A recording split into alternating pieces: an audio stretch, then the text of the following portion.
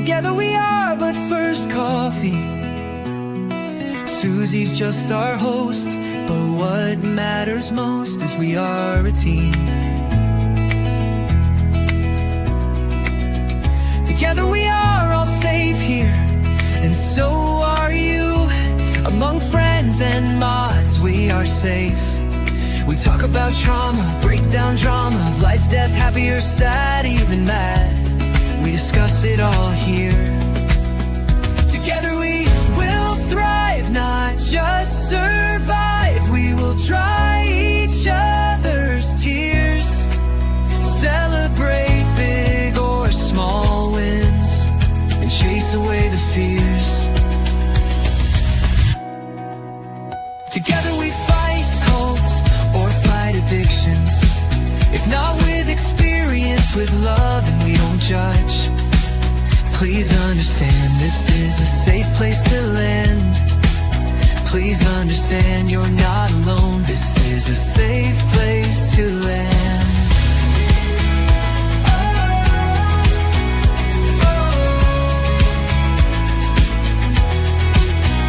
Together we thrive, not just survive.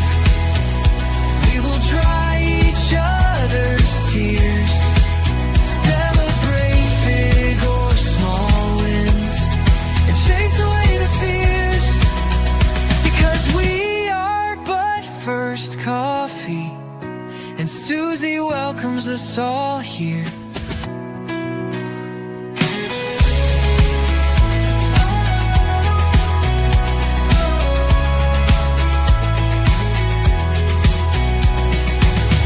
Together we are but first coffee, and Susie.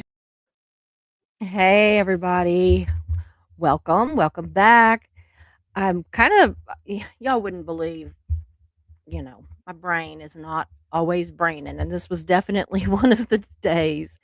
I was sitting here already at 6:30 to go live, and then I got to looking at something. I thought something doesn't look right, and I looked, and it said 7:30. So I thought, oh, okay, well, so I bumped out of here and went over to catch Keela's live because I had wanted to see it anyway and was going to just do it on the replay.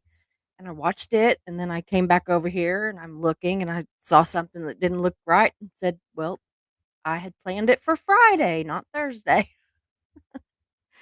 So I try not to do things on Friday because, that's a day I kind of dedicate a lot to just being with Mark. But yeah, I had done it. And by then I thought, I'm already here. I'm ready. So I just wouldn't changed it. So if y'all think that I'm crazy and can't figure out when I'm going live now. I have another one kind of ready. I might do something tomorrow depending on what marker I do, or and I don't know, maybe, or Saturday or something.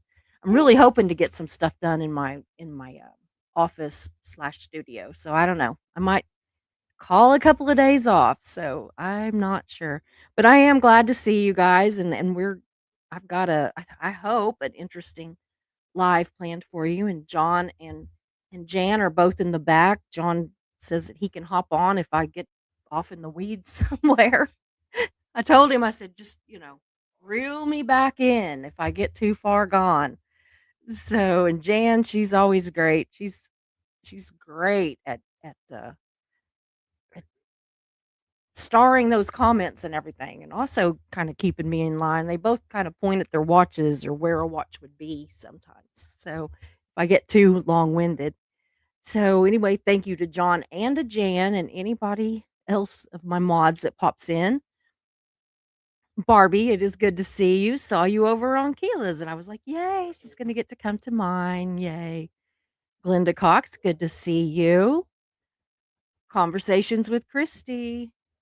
Doing laundry at the laundromat. Fun, fun. Ugh, yeah. The only thing fun about getting it done at the laundromat is it gets done. It's like, it's not like an all day or whatever thing. You can just like, get it done all at once. And that was always kind of fun. Or if you had stuff that was big, like big comforters or coats, that kind of thing. Yeah. So yeah, John says washy washy. Is it Chew? you. Good to see you. Hello. Good to see you. Yeah, the second time today. Michael needed washed or work clothes washed. Yeah. Ugh. Yes. Ugh. That laundry is just something that never. Yeah, you took 4 washers. It does though, whenever you've got bedding and all that. I've got this huge, really thick it's made out of this stuff. It's almost like Sherpa, and then it has, like, almost like a sweater on the outside of it. It's a big bedspread, big comforter thing, and I need to take it to the laundromat because there's no way when that thing gets it already weighs way too much to tax my washing machine with, but I'm just gonna have to take it to the laundry and do it there because 'cause they've got those big machines to wash and dry stuff. Yeah. Oh, you're gonna get one for the RV soon? Yeah, those are nice. Those are nice. Absolutely. Yeah. But I always the one my ex-husband and I, we used to travel with an RV a lot because he worked for the union. He was a boilermaker. And so we traveled a lot and we never had a washer or dryer in the RV. And I'm like, why don't we have this? And he would be more worried about, the sleeping areas and the bathrooms, and I would be more worried about like the kitchens and and the seating areas, and so we needed to just compromise, but we didn't. We each wanted like I wanted the kitchen to be big, and so but he always wanted 2 bathrooms, and so there would go my laundry facilities. So yeah. Yeah, YouTube plays in both horizontal and vertical formats. Absolutely does. And it has gotten us a few new subs, so I like that.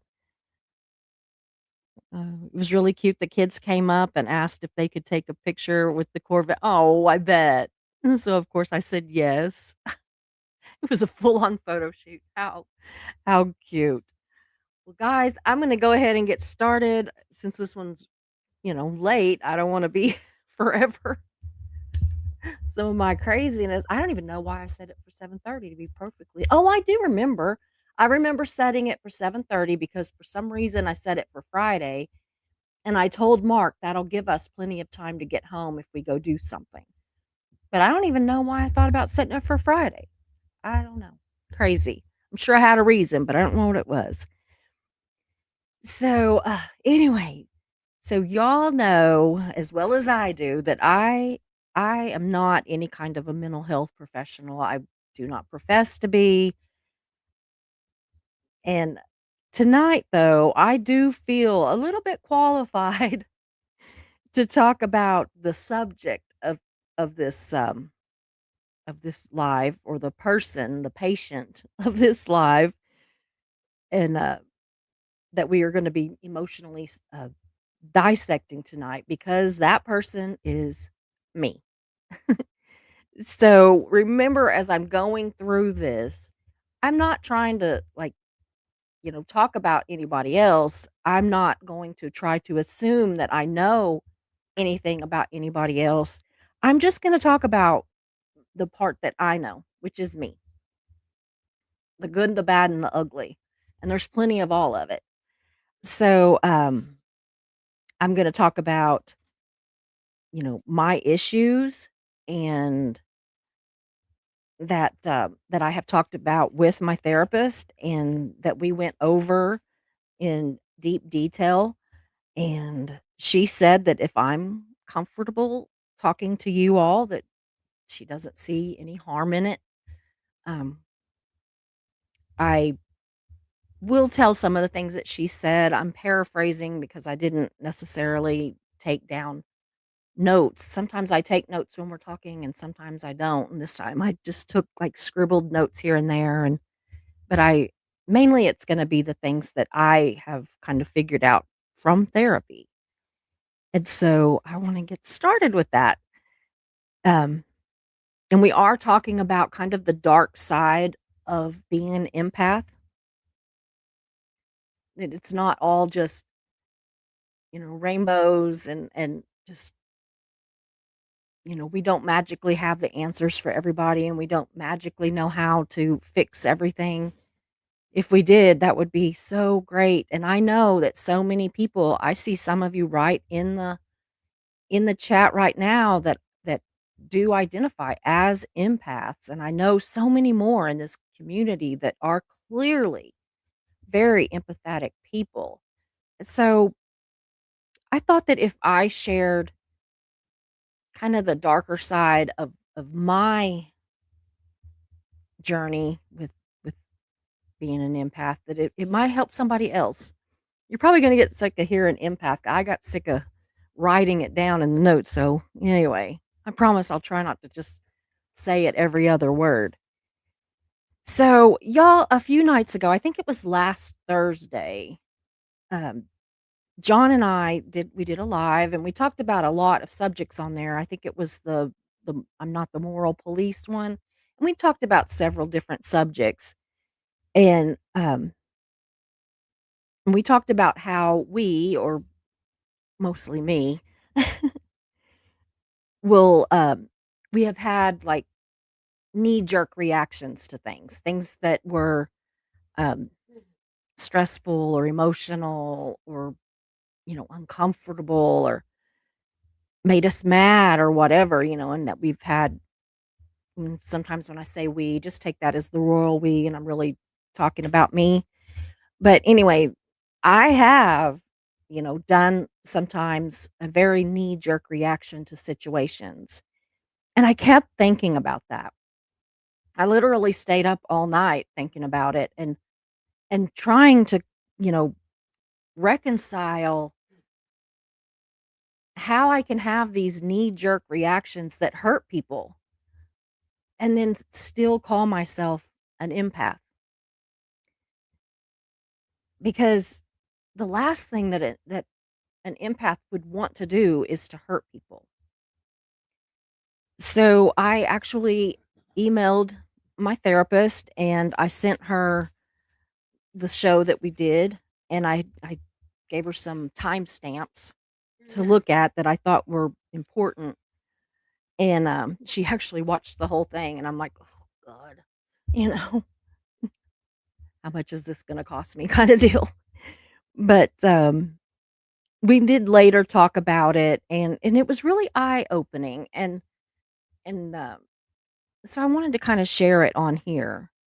And I've also been watching Keela's latest series that she's doing. She and John are doing together about, empaths and the different kinds of empaths and how they function through things. And it was really interesting to me because in a wider version, theirs goes deeper than what I'm doing tonight. It would cover more people and everything where I'm just gonna talk about myself and my problems. But a lot of what they've been saying hits so dead on with what Nancy, my therapist, has been saying. And I'm pretty sure that some of the stuff that they've been covering will be topics of future therapy sessions that I have, and then maybe I will or won't bring them on here and talk to you guys about it. But tonight, I want to share what I'm learning, and I'm wondering, as I'm learning these lessons, I'm wondering if any of you resonate with some of the stuff that I'm going to talk about. I know this isn't just a me thing, but me's the only one that I can really ethically talk about because you know I'm not a professional. And if it sounds like I'm talking in circles, I am. And I will uh, comment on that and kind of explain that a lot because it is a circle in how we do things. It is very much a circle, and it can absolutely snowball into something really big if we are not careful. And so that's the kind of part that I want to talk about. So, Anyway, so tonight I'm gonna get personal, not quite as personal as I did Thursday when I showed everybody my scars, but, every bit as emotional and every bit as raw. But I'm actually excited about it because I really think that I'm not the only one that does these things. I hope so anyway. I hope I'm not just some crazy, you know, one person in the world that does this, but I don't think I am. So, yeah, everybody take a deep breath in and a deep breath out, and let's dig into this. So, have you ever known that a conversation that needed to happen was going to be emotional, even contra- controversial or confrontational, but it needed to happen? And did you know that either you or the other person, or more likely both of you, were going to be upset? And was it something that really needed to be addressed, but you just were like, oh, God, so not wanting to have to address that subject, right? So instead of dealing with it head on, and, it is what it is, and if feelings are hurt or people are mad or whatever, then that's just what happens, and you deal with that, right? But for the particular kind of empath that I am, and I really don't know the name of that yet, and I'm going to be really digging into that with my therapist and with Keela and John to find out exactly what it is, because instead of just dealing with stuff head on, I avoid it. I wait. I try to wait it out. I think, I'll think about that tomorrow, like Scarlett O'Hara. I'll just think about that tomorrow. And and then what happens is most of the time, while I'm over here just trying to, like, I'm not going to deal with it right now. It's okay. It's okay. And I'm doing everything I can to just stay busy and not think about that this needs to happen. But then something happens, and it can't be ignored anymore, and it or avoided, and it suddenly and definitively I act, and then I won't lie, a lot of times, I snap and do something that looks very, knee jerk, and then I just ghost the situation. I just go away. We talked about that last week, that I am bad about just, backing away from a subject if it is too painful for me or for someone else. So I will either back away from the situation or the person. And the weird thing is that I don't back away from it because I don't care. I back away from it because I do care. Like, I do care about that person, probably more than I should. And in my weird, even empathetic way, I'm actually trying to protect their feelings, first by avoiding the situation, and then second by going away, cuz I feel like they don't have to look at me and talk to me and deal with me, then maybe that, they're not hurting so bad. But the problem is that that doesn't work. It absolutely never works. The person that I didn't want to hurt gets hurt, and honestly, I end up hurting because I have hurt somebody, cuz for an empath to actually hurt somebody is awful.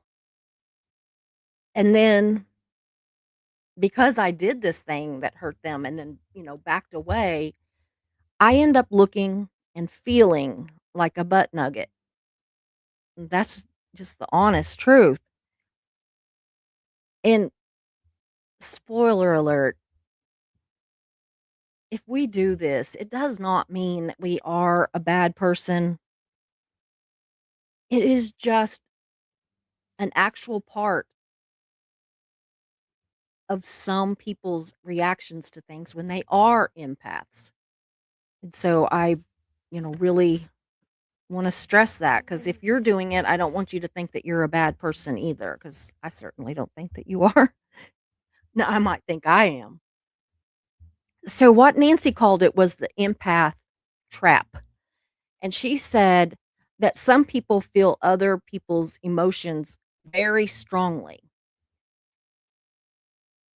And she said that there's also a lot of people out there that call themselves empaths that aren't empaths.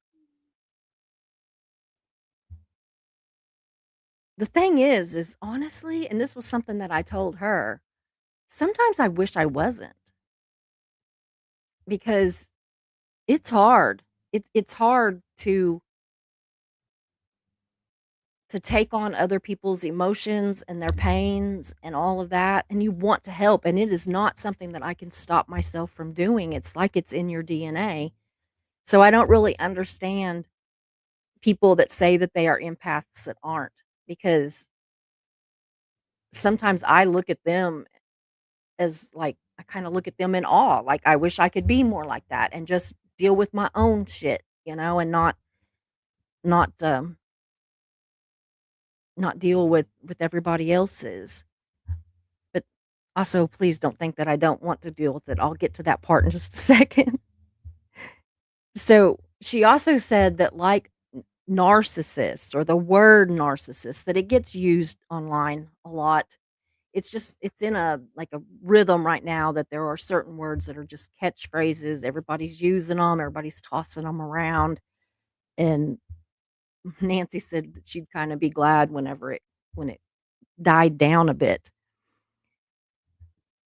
But there are actually psychological concepts behind this thing that I do where I sit back and hide and avoid and everything and then bust forward and react what looks like that I've just snapped my fingers and reacted when in reality I have probably sat for days or weeks and sometimes months and just tried to like put up a wall and ignore the things that I needed to say. And you know what happens when you ignore stuff? It just gets worse. And you just, builds until you snap. So, Nancy said that some people are very emotional, they're very emotionally sensitive to other people's feelings. And I know that I'm that way, and I know a lot of you are. And that when we see people upset, or worse, we know that we have either upset them or are going to upset them. That we don't just understand that. We don't just understand that we are going to hurt them or that we have hurt them. We do know that. But what empaths do is we feel their pain. So what we've done that hurts them, we feel their hurt. And then we hurt because we hurt them. It is a crazy circle, and that's what Nancy said. It is a circle and it can snowball out of control if we don't learn ways to manage it. And yeah, we know that we don't just feel the other person's pain, but again, I missed a spot here, that their hurt, especially if we caused it, hurts us terrible. That doesn't mean that, that we hurt more or that our pain is more important. It's not like that. That's just how it is that, we feel your pain and we hurt if we caused that pain. So, what we do a lot is we avoid anything that looks like it's going to turn into a painful situation for anybody. And that means sometimes we will ghost people. We will just lay low and ignore things that are going on that would that really we just need to have a conversation about. But we can lay low emotionally, we can lay low physically, we avoid contact with people or having communications. I know that whenever I'm really mulling something over a lot, I'll be just almost absent from my mod chat. I mean, there might be days that I just don't say anything, and it's or if I pop in, it's like we're doing this live at this time. But it's because I am mulling something over and trying to not hurt anybody. And it might not even be anybody in that mod chat. It might be somebody completely different, but I don't want to open the gates because I don't want to, I don't want to lay my pain at their feet because they're very much empaths. And I don't want them to feel the pain that I'm feeling. It's again that damn circle, y'all. But Nancy said that psychologists call this emotional avoidance. And I truly do this. When I anticipate a situation that might be emotionally tense or uncomfortable or painful or have a lot of conflict in it, and especially if it's with somebody that I care about, my brain says, nope, not doing that today. Not doing it today. But my therapist, I should just say Nancy. It sounds weird to be my therapist. But Nancy, she says that avoidance is actually a short term stress relief strategy, but it only works in the short term. That the problem is that it always makes things worse later on. And that leads to emotional flooding. And this is when something happens that makes avoidance impossible. And your nervous system gets overwhelmed and it switches into survival mode. And I know that, yeah, and I forgot to say this, and not just in one situation. You switch into survivor mode in everything that you're doing because not just one thing has made you switch into it. It's a little bit of this and a little bit of this and a little bit of this. Maybe this one thing was what was really stressing you out. But whenever your body goes into survivor mode, all of a sudden all of those things are extremely important. There's no like, you can wait a minute, I got to deal with this. There's none of that when you go into survivor mode. Everything is coming in at you at the same time with equal importance. And I know that you have probably, I think we've all probably heard of the fight, flight, freeze, or fawn. And when it comes to emotional conversations or confrontations, a lot of people, myself included, go straight to fight. Now, this doesn't mean literally, you put up your dukes and you're going to fight with somebody. It's more of a fight to maintain control or to maintain balance and to, try to put these back on their little shelves in order of importance. And the way that we do that is that we withdraw, we avoid, we disappear. And again, not because we don't care, probably because we care too much.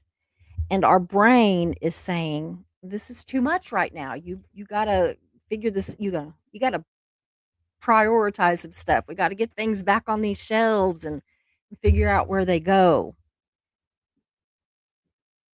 And Nancy said that whenever I do this, it looks like a knee jerk reaction, but that it's not always the truth. Now, I do sometimes have knee jerk reactions. There's things that, yeah, I snap, but that so much of the time when I look like I'm having a knee jerk reaction, it's really not. It's just that the other people don't know what's going on in my brain. And I haven't voiced the problem before. So how would they know, right? And and I don't voice it because I'm trying to avoid it. So and I'm trying to avoid hurting someone, but I'm also trying to avoid hurting myself or other people. And just actually, it's like I know it's healthier in the long run to not avoid things. I mean, you don't wanna just, like, blow your top first time that you get a little upset, but I do know that it would be better, to have conversations in logical times and not just let it build until it's something that you can't come back from. But I have been guilty of doing that. And I pointed out to her that there are times when I have those knee jerk reactions, but that's usually in response to somebody has hurt me. Like if somebody attacks me, like okay, like somebody leaves a shitty message on in my comments on a video and I fire back. Yeah, that's a knee jerk reaction because I don't even give myself time to think. I'm just like vomiting a response back out. And that's not good. I need to give it some time, but I don't always do that. But she said that all that can lead to something called compassion fatigue. I do have all these words written down, y'all. And she said that that is very common with people who spend a lot of time caring about others. And that was something that Keela was talking about on her live a couple nights ago, or maybe a week ago now. People like therapists and nurses and first responders and caregivers and teachers, even community leaders. And Nancy pointed out that even people who have an online community, like something on YouTube, that, this kind of thing is very common with us. And and when you hear or you see about other people's problems and struggles and pain, and drama and trauma and all that, all the time, your emotional system can just get exhausted. And she said that psychologists call that compassion fatigue. And it doesn't mean that you stop caring. It it doesn't mean that you don't want to care. It means that your emotional battery just needs a recharge. And that you can't be a safe place for other people if you don't feel safe yourself. Which was something that I have said before without even thinking about it in that kind of an angle. I've said that about trolls, that's why I don't let trolls in the live get nasty, is because, first of all, if they're getting nasty about somebody else, that's not going to ever happen. But when they do get nasty about me, I can't keep you safe if I don't feel safe. And so it was weird to have Nancy bring it up after I've actually kind of said that same thing before without, you know, without her help. So, she said that a way that people avoid hard conversations is absolutely conflict avoidance, sorry.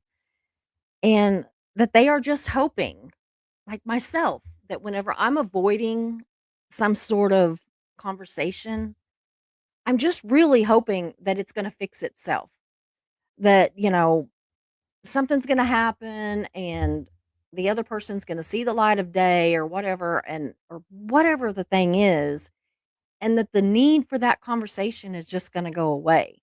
But the problem is it just doesn't. It very rarely does that. And she said that that's what leads to the irony of avoidance. And she said, avoidance feels better in the moment because you can like it is like like a horse that has those blinders on when they run like in the Kentucky Derby. Well, they do that so that all they see is straight in front of them. All they see is run. They don't see people over here. They don't even see the other horses. They don't see anybody over here. They just see what's right in front of them and they react to it that way. And she said that's kind of what we do when we are avoiding something is that we are putting these blinders on and we are just trying to like, I don't see it. I don't see it. It ain't happening kind of thing. And she just kept saying avoidance feels better in the moment.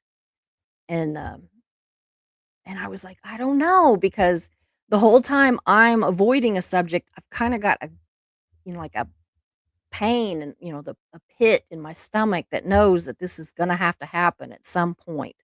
But she did remind me that not everybody reacts exactly the same way, but that, it feels better in the moment, but that it almost always leads to misunderstandings and hurt feelings and confusion and broken communications and just ending of relationships and all that, and so the very thing that we are trying to avoid, which is emotional pain, and it creates more of it than if we had just said something because what usually happens is when you have avoided it and avoided it and avoided it, it usually comes out not how you would want to say it. It comes out like you just vomit words. And so people are more hurt than they would be if you didn't avoid the situation. And she talks a lot about emotional boundaries. And if you haven't watched Keela's live from today, go watch that because she really did. She covered her and John covered it much better than I can. And having and maintaining emotional boundaries is very hard for people that are empathetic. And she actually, one of the things that she had me do was this is Nancy, not Keela. She asked me to ask myself whose pain, like if there was me and then somebody else, okay? And she said, whose pain is easier for me to deal with? And she said, you don't have to answer me. Just think about it. Is it easier to deal with your pain or someone else's? And she said that can go both ways. Some people avoid their own pain by focusing on other people's pain because they don't want to deal with what's happening over here. And but anyway, she said I didn't have to answer her, but I did anyway. And I told her that my pain is easier. Not that it's more important, it's easier. I said that I can deal with my pain and my fears, but that makes me feel selfish. So I feel like that I am saying that my pain is more important than someone else's because it's easier for me to deal with it. But she helped me to understand that that's not true. That my pain or my fear is easier because I know I'm okay. I'm not worried that I'm going to hurt myself or unalive myself.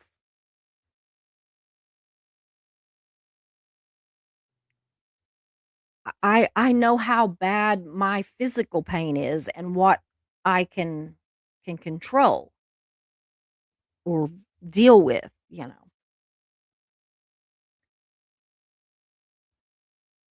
But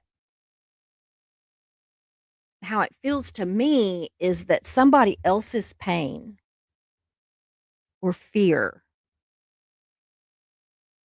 I always assume that it's unbearable to them, and therefore it's unbearable to me. Like theirs is, you know how they'll say at the doctor or the hospital, okay, so on a scale of 1 to 10, 1 being I'm not hurting at all, and 10 is the worst pain you can ever imagine. So I always assume that other people's pain is a 10 or an 11, that it is the absolute worst thing in the world, and I have no way of knowing that. But I also have no way of knowing what they can physically or emotionally deal with. And so I always I want to help them when they're hurting, but I also want to make sure that I don't do anything that causes their pain to be at a 10, or their emotions, or whatever that pain is. And she also said that empaths absorb others' emotional experiences as their own. So again, whenever I'm doing that, if somebody is having some sort of an emotional crisis, in my mind, their emotional crisis is always a 10. And mine is, a 4 or a 5 or less. And so who better to deal with it than somebody that theirs is not as great, right? And again, that's why I avoid things, is because I don't want to give them this level 10 emotional pain. So I try to avoid it, and I disappear, and I ghost people, and I hate that. And it makes me feel horrible, but I know I do it. I can be right in the room with Mark sometime and withdraw from something, because I know that if I say something that, I mean, maybe it needs to be said, but it's going to hurt him, and I can't stand the thought of hurting anybody that I care about. And then on top of it, when we do end up saying or doing something that hurts someone else, we are then ashamed and feel guilty because we hurt that other person, because we weren't strong enough to manage our own shit, that our shit ended up hurting them, kind of a deal. And here's the really uncomfortable part, y'all. Sometimes when we, or specifically I, feel overwhelmed, okay? And a lot of times that's even by even the thought that something emotional or controversial is going to have to happen, that some kind of a conversation or something's going to have to happen, or even immediately after the conversation has happened, I disappear. I shut down completely. Y'all, I will shut down, like, cancel shows, lives. I will completely hide in the bedroom. Mark's over there. He knows me too well. And a lot of times it is just that I can't handle that I have hurt somebody. And it makes me almost angry, angry at me, angry at them, angry at everything. And so it feels better to just go away for a while. And it's not because I don't care, it's because I do care. And that I just get so overwhelmed emotionally. I'm flooded with emotions and guilt and shame, and so I just keep on trying to avoid conflict. And I don't mean it to be malicious, and it is it's like an emotional shutdown, that I just shut down, And what I have to understand and what I'm trying to understand is that even me shutting down and backing away hurts other people. It's not what I'm trying to do. I'm thinking out of sight, out of mind. Like if I'm away from them, they're not thinking about it, right? But they are. And that hurts them. And then their hurt hurts us, hurts the empaths. And again, it's a snowball. It's that vicious circle that a lot of empaths feel. And it is so hard to break that circle. And y'all, empaths, even if we wanted to, we're not going to quit caring. We can't. It's built into us, it's in our DNA. That's how we're made. But what we have to do, and again, um, they were talking about this today in that we have to figure out how to care without caring. And Keela said that that was gonna be a whole live, and I agree with her, and we're talking about doing, some joint lives, and so I would love to do that where we, go on together and stream to both channels, and Jimena's welcome too. I mean, I would love to just build this big community so that we can help each other avoid some of these traps. Help me avoid them, y'all, because I feel like that I am just, like, stumbling through this. I want to help so badly, and yet sometimes I fail miserably. So, I say it all the time, I'm not qualified to fix anybody, and I can't even fix myself, but I do feel like I am making some leadway, that I think I have got the right person that I can talk to, and I'm hoping that I can fix myself a little bit more so that I can be more help. But I'm telling you, the best thing that I could recommend to anybody is if there is any way that you can get into therapy, do it. There's ways online. It's actually cheaper to do it online, and it's so easy. I can get a hold of Nancy and have an appointment within 2 hours, sometimes less, of needing to talk to her. Sometimes it's 30 minutes. I put in a request, and sometimes it's 2 hours. It's not been any longer.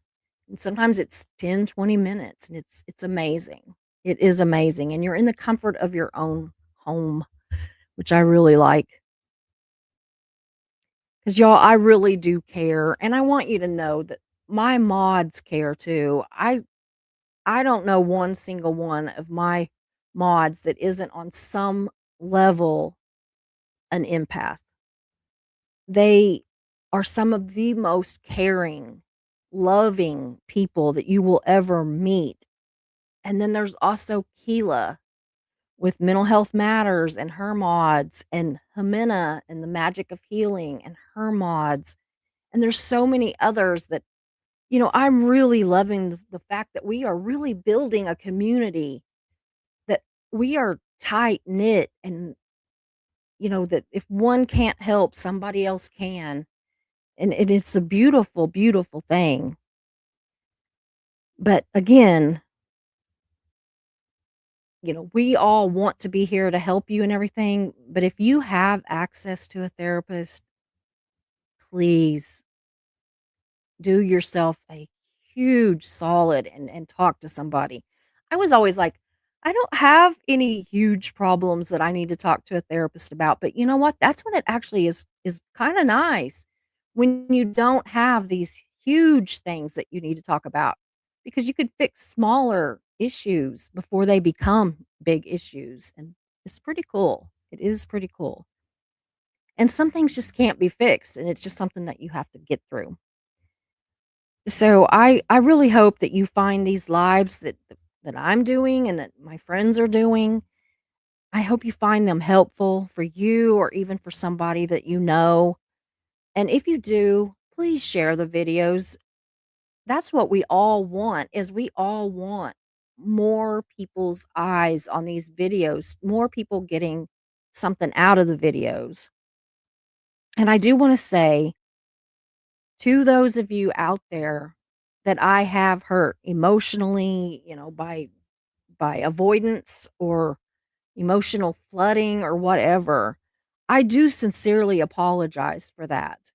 I know that there have been things that I did not handle well at all, and I have talked to some people that I know that I upset, and I'm, making amends with that, and hearing them whenever they're saying things instead of just assuming that they're lying to me.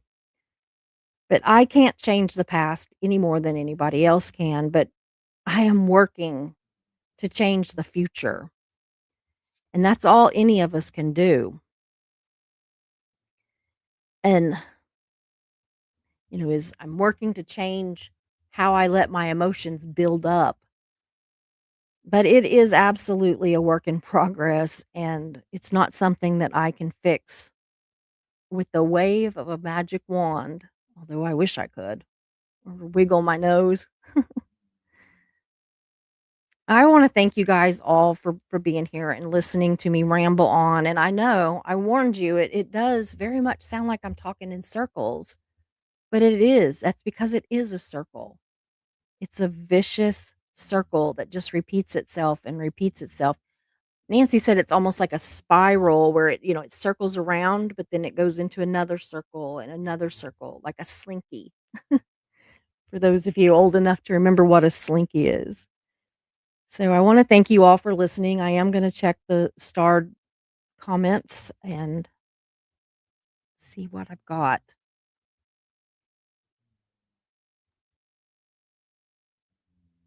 Yeah, Carl Jung has some amazing insights. I really love his work. Oh, I'll have to look into that. I'll have to look into that. I've heard his name, but I'll have to look into it. Actually, where did I hear his name? I don't know, but I have heard it, so I will look into that. Okay. Linda Cox says, Empath here. It kind of drives me wacky sometimes. It's very disruptive. It can be, it really can be. Oh, Amina. Sometimes the conversation we avoid the most are the ones we actually need the most. That is very true. Very, very true. And that's a hard one it's a hard one to learn because it's like, we want to just avoid it and ooh, avoiding a conversation might keep things calm for a moment, but it rarely solves anything. Absolutely. See how smart she is? Lauren with the C. OMG, Susie, I cannot wait to talk to you. I feel other people's feelings, and I've finally admitted that to myself. It's hard, and it's why I love so fiercely too. That's true. That is absolutely true. I can't wait to talk to you either. We're gonna have to get you on this next week, I'm hoping. So yeah. Amina says, empathy without boundaries will drain you every time. Absolutely. If you have not seen Keela's show that just ended a little bit ago, that's a good one to watch tonight or soon. If it's too late tonight, then do it though. John says it's something that many of us struggle with, Susie. We are all works in progress. Absolutely. And nobody's perfect. Even somebody that is empathetic and wants to help somebody so much doesn't mean we're not going to screw up. I mean, we're not perfect. And the majority of us, we're not professionals. We don't know necessarily how to help somebody. We are just like bursting in like a bull in a china closet trying to help people. And sometimes it is not pretty. Absolutely not pretty. Yes. So Jimena says the trick isn't feeling less, it's learning what belongs to you and what doesn't. Absolutely. The care versus carrying. and I'm really gonna do some deep diving into that. Christy, she says, so true, Hamina. Boundaries are so important in spiritual work on all things, controlling your gifts, not letting them control you. I learned that the hard way. Absolutely. Absolutely. Some smart people in chat. Hey, Indigo. The flee response is fairly common in people with trauma. I'm a fawn and flee, and I am shifting into trying to be the person that confront things, but it is scary. Yeah. I I will fight, but not but I there Nancy said there's all these different ways to fight. Some is very, very obviously you're fighting something.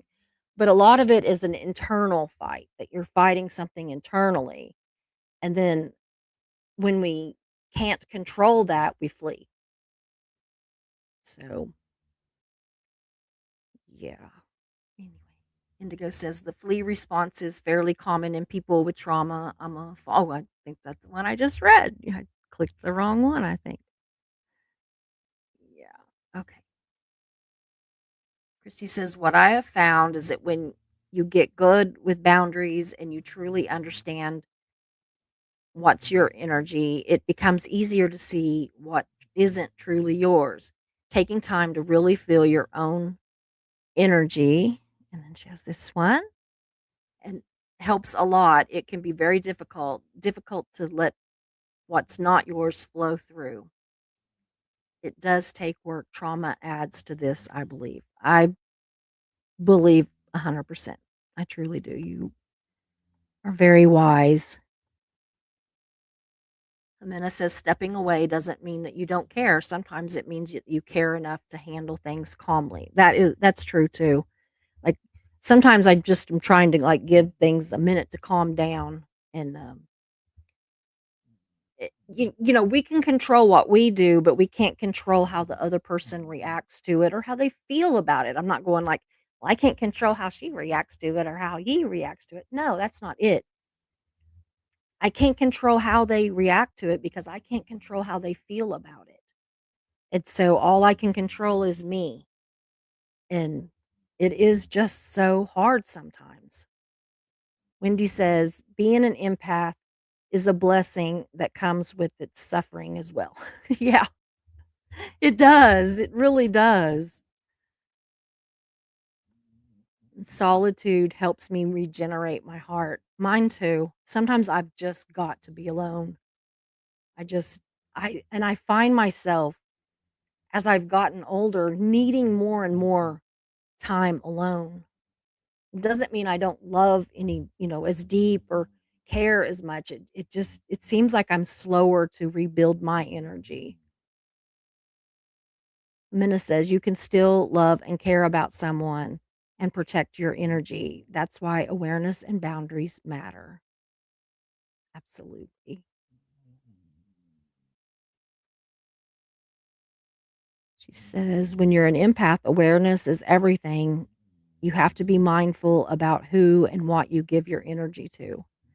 Yeah. Again, the care versus carrying kind of thing. I really need to pay attention to that. And Mayor is always telling us that we have to learn that we can care about stuff without carrying it and that we need to be able to put it down. It doesn't mean we stop caring about it or caring. Yeah, caring. We just don't stop caring about it. It means we quit carrying it around as if it's our own. We can still, it can be sitting over there and we can still care, but we don't have to. Yeah, absolutely. Caring without carrying. Anyway, just my 2 cents based on what I've learned. It takes practice, patience, and compassion for yourself and learning to choose better. No, I thank you for doing that. Yeah, you're not alone, Susie. Yeah, no, I know there's a lot of us out there, but I don't want to point fingers and be like, I know you're doing that, and I know you're doing that. So I promised Nancy that I wouldn't say, well, I know so and so does this, that I would just say, It's just me that I would just talk about things in the me level so that, I'm not pointing fingers at anybody else. Yeah, Wendy says, "Oh yes, I have had compassion fatigue a lot." It is something that, yeah, it really does. Yeah. You have to put your own mask on before you can help anyone else. There's that airplane thing again. He did that on Keyless earlier too.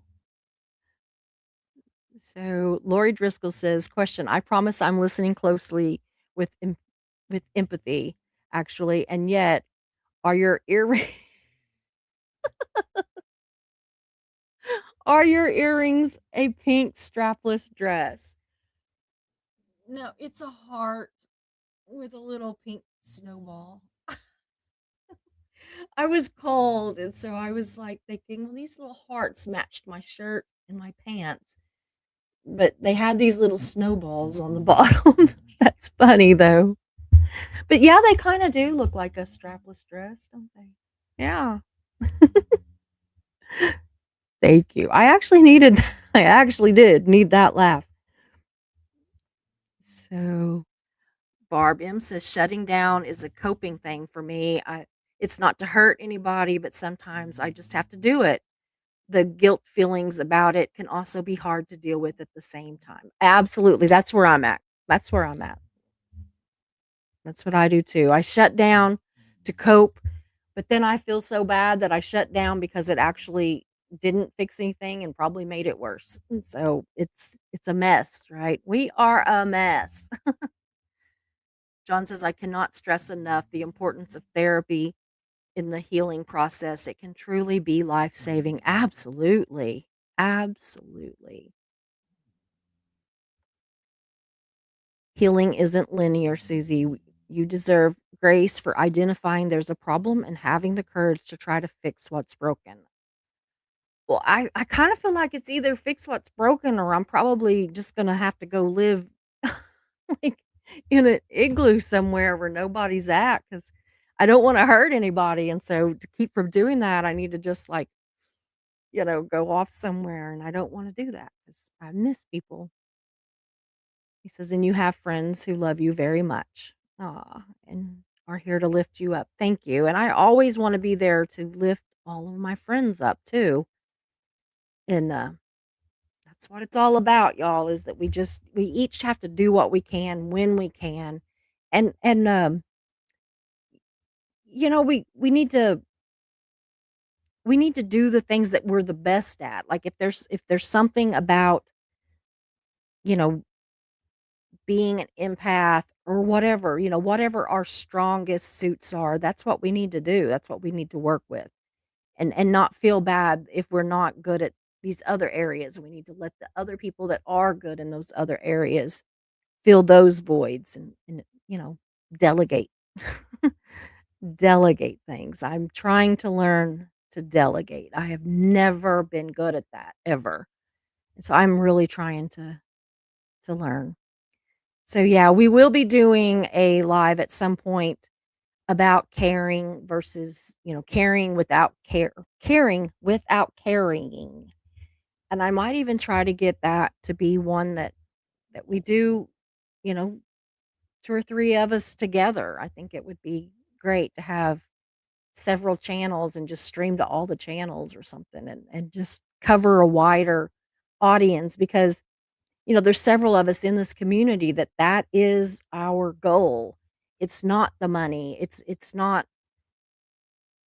any of that. It's not the clout or whatever. It is getting more eyes on this information because, maybe the way that I say something might click with somebody, but somebody else it doesn't at all. But like Kamina, the way she says something, that person might go, I get that.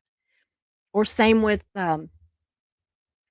Keela, or Christy or there's so many of us that we really do just care an awful lot. John is amazing. I don't that man, he has lifted me up so many times. So many times. But anyway, I'm gonna go for the night. I don't know if I'll be back tomorrow, but I will be back sometime over the weekend.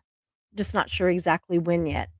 So I've got one that I think is pretty, I start to say spicy, but not like in a, I'm finger pointing at anybody. Not that. Just like it might hit a little spicy with some people. So I'm trying to figure out how best to put it together. So anyway, I'll either do that over the weekend or next week. But next week I've already got stuff booked. It's gonna be great. I am just so excited. That is one thing that happened since Gila's he Jimena's angel healing that we did. My neuropathy is still gone, and I have been much more centered on what I want to book and who I want to book and everything, and it's just been great. I I do kind of wish that I had the energy to do 7 or 8 or 10 shows a week, but I'm trying to pace myself. So, but anyway, I'm more excited about this channel than I ever have been. So, I hope that you all enjoy it as much as I do. So, I'm going to go. Thank you, Jan and John, both of you in the background. Thank you so much for everybody that's here. I love you guys, and I will see you soon. Hope you enjoyed the show, so glad you were here. We meet here most days, we're but first coffee and you're welcome here. We talk about hard subjects, but we also laugh a lot. If you have a loss or win, we will cheer for you. We're but first coffee and you are safe here. So hit those like and subscribe buttons, notifications set to all. You don't want to miss a show, because this is your home to y'all.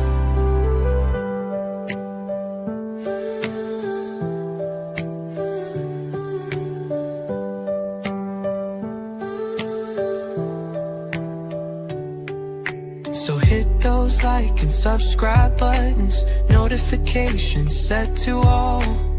You don't want to miss a show, because this is your home to y'all. So hit those like and subscribe buttons, notifications set to all.